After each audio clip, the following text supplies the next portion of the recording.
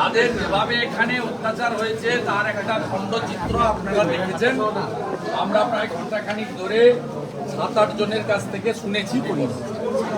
এখানে যেভাবে আক্রান্ত মানুষজন আছেন বা বিভিন্ন জায়গায় আত্মীয় স্বজন, আমি এর আগে আমাদের ফুলবাড়িতেও ফুলবাড়ি পঞ্চায়েতের মেম্বারদের সঙ্গে মিট করতে আমরা যা বলেছি সবার সামনে বলেছি, দরজা বন্ধ করে কিছু করি। আমি আমাদের জেলা কমিটি, জেলার বিধায়ক, বিধায়ক সাংসদ সব আমরা সমগ্র আলোচনা করে আমরা আইনি সাপোর্ট যতক্ষণ না নিরাপত্তা দিতে পারছি তাদের থাকা খাওয়ার ব্যবস্থা করা, তাদের লাইফলিহুডের ব্যবস্থা করা এবং তাদের যা যা প্রয়োজন যেগুলো আমাদের দ্বারা সম্ভব আমরা সে দায়িত্ব তাদের কাঁধে তুলে নিই। যতজন আহত হয়েছে চিকিৎসার দায়িত্ব পার্টি ইতিমধ্যে নিয়েছে, ভবিষ্যতেও নেবে। পঞ্চায়েত অফিস যেগুলো খুলতে দিচ্ছে না, লাগাচ্ছে, বিডিওকে জেলা শাসককে চিঠি করা হচ্ছে। যদি সেই চিঠি অনুযায়ী জেলা শাসক পদক্ষেপ না করেন তাহলে আমরা তাদেরকে নিয়ে কোর্টের দ্বারস্থ হব। পুলিশ প্রোটেকশনে পঞ্চায়েতের পরিষেবা স্বাভাবিক করার বিষয়ে আমরা উদ্যোগ নিয়েছি। আমরা আজকে 2টোর সময় জেলার ডিএমএস যে বিধায়ক সহ বিরোধী দলনেতা জেলা শাসকের সঙ্গে মিট করতে চান, অরবিন্দ মিনা মহোদয়, যিনি তৃণমূলের এখানকার সভাপতি, রিপাবলিক নামে তিনি আমাদেরকে দেখা করার অনুমতি দেন। এটা দুর্ভাগ্যজনক বিষয় যে জেলা শাসক রাজ্যের বিরোধী দলনেতা এবং নির্বাচিত বিধায়কদের 10 মিনিট ধরে জেলার যে ভয়ঙ্কর পরিস্থিতি শুনতে রাজি নয়। আমরা জানি যে নিশীথ প্রামাণিক মহোদয়কে কিভাবে হারানো হয়েছে। নিশীথ প্রামাণিক 1700 বুথে 60,000 ভোটে লিড ছিল, তাকে 19 এবং 20 রাউন্ডের গণনাতে হারানো হয়েছে 164টা বুথে। এই 164টা বুথে ইভিএম বদলেছেন অরবিন্দ কুমার মিনা পুলিশের সাহায্য, আইপ্যাকের সাহায্য নিয়ে, এবং 19 এবং 20 রাউন্ডের গণনাতে ভারতীয় জনতা পার্টির গণনা এজেন্ট যারা 73 ফর্মের নাম্বারের সঙ্গে ইভিএম এর নাম্বার মেলেনি প্রতিবাদ করেছিল, এমন 3 থেকে 4 জনকে হলের মধ্য থেকে চুলের মুঠি ধরে পুলিশকে দিয়ে বেআইনি ভাবে গ্রেফতার করেছে গণনা চলাকালে। তাই এই যে ফলাফল কোচবিহারের ক্ষেত্রে, এই ফলাফল প্রকৃত ফলাফল নয়।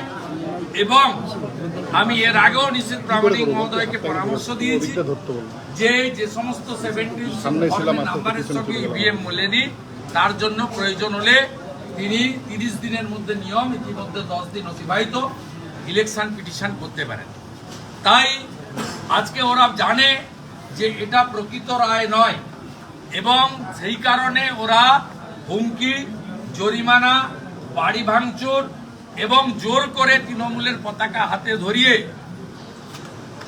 পিছনের দরজা দিয়ে কোচবিহারের রাজনৈতিক কর্তৃত্ব হাতে নিতে চায়, বুথ লেভেলে বিজেপিকে শেষ করতে চায়। আমরা এটা হতে দেব না। আমি আবার আসবো আগামীকাল, যেহেতু রাজ্যপালের কাছ থেকে অ্যাপয়েন্টমেন্ট পেয়েছি, শতাধিক ভিকটিমকে নিয়ে মিট করতে হবে।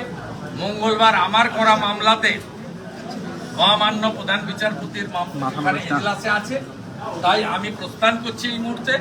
আমি এখানে আবার প্রোগ্রাম করতে বলেছি, 3-4টি পয়েন্টে আমি যাব। আর আমাদের যে ন্যাশনাল টিম আসছে তারাও যাতে কোচবিহার ভিজিট করে তার জন্য মাননীয় সুকুমার রায়, আমাদের জেলা সভাপতি, প্রদেশকে জানাবেন, তারাও মিট করবেন।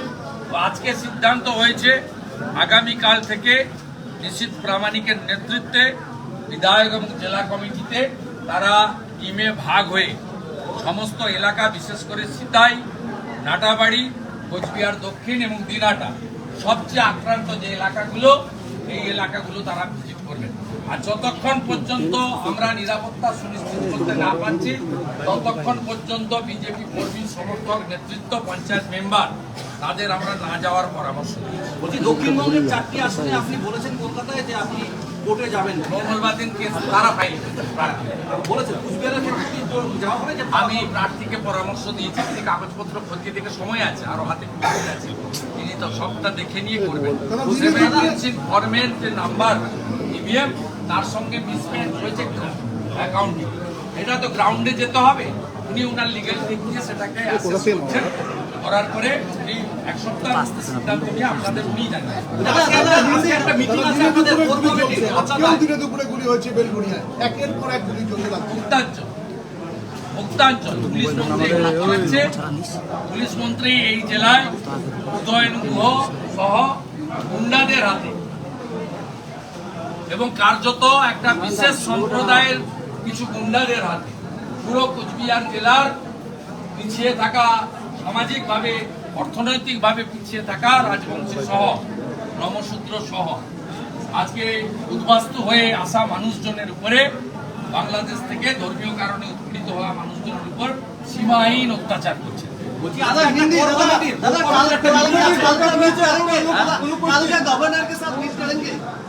हाँ, थोड़ी देर पहले गवर्नर ऑफिस से मिला है। कल 5:30 बजे गवर्नर साहब 50 with LOP मीट करेगी as per the order of the honourable high court. हम लोग कल বলছি কোর কমিটির একটা মিটিং আছে আজকে কলকাতায় আপনাদের, আপনি সেই মিটিংয়ে নেই। আজকে আপনাদের কোর কমিটির মিটিং আছে কলকাতায়। ভারতীয় জনতা পার্টির সর্বোচ্চ নেতৃত্ব কেন্দ্রীয় স্বরাষ্ট্রমন্ত্রী অমিত শাহজি তিনি আমাকে নির্দেশ দিয়েছেন আক্রান্তদের কাছে আগে থাকতে হবে।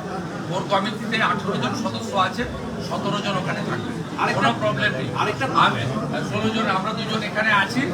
আমি আমার ফিরে গিয়ে রাত্রে বা কালকে গিয়ে সইটা করে দেবো। ওখানে যে সিদ্ধান্ত হবে সেই সিদ্ধান্তই আমরা পূর্ণ সমর্থন করব। আমাদের দলের নেতারা নির্দেশ দিয়েছেন দিল্লি থেকে যে আগে আক্রান্তর কাছে পৌঁছাতে হবে। বলছি আরেকটা প্রশ্ন, উত্তরবঙ্গ উন্নয়ন মন্ত্রী বলেছেন মাথা ভাঙাতে পরশুদিন যে সমস্ত শহরগুলোতে ভোট পায়নি সেখানে উন্নয়নের উপর টাকা উনি দেওয়া হবে মিডিয়ায় না। বেঁচে থাকতে চান। উনি 1,60,000 করে বিনামূল্যে ভোটে জিতেছিলেন উপনির্বাচনে, সেটা 20,000-এর নিচে নেমে এসেছে। 26 সালে সেটা -20,000 হবে। ব্রাত্য বসু বলেছেন উনি শুধু মিডিয়ায় টিকে থাকতে চান। উনি যদি এই কথাগুলো না বলতেন তাহলে মিডিয়া আপনার রিপোর্ট করবে। আমি দিনাটা টাউন, মাথাভাঙ্গা টাউন এবং কোচবিহার টাউনের যারা ট্যাক্স পেয়ার জনগণকে বলবো উত্তরবঙ্গ উন্নয়ন দপ্তরের বিরুদ্ধে আপনি মহামান্য রাষ্ট্রপতি এবং রাজ্যপালের কাছে লিখুন, প্রয়োজন হলে আদালতের দ্বারস্থ হবে। ব্রাত্য বসু বলেছেন যে জয়েন্ট এন্ট্রান্স যা অবস্থা চলছে আবার ফিরিয়ে দেওয়া হবে। ওর কথার উত্তর দেবো না, ওর নাম বৃত্ত বসু। আগে প্রার্থী শুভেন্দুদা 2019 নির্বাচনের পর যে পুষ্প ব্যালেন্স দেখা গিয়েছিল তারপরে বিধানসভা অচল করে দিয়েছিলেন আপনারা বিধায়করা। এবার 2024 বিধানসভা কয়েকদিন বাদে শুরু হবে, তো এই ক্ষেত্রে সেই বিধানসভার কথা বিধানসভা আগে গ্রাউন্ডে লড়াই হবে। অ্যাক্রোপলিস মলে আগুন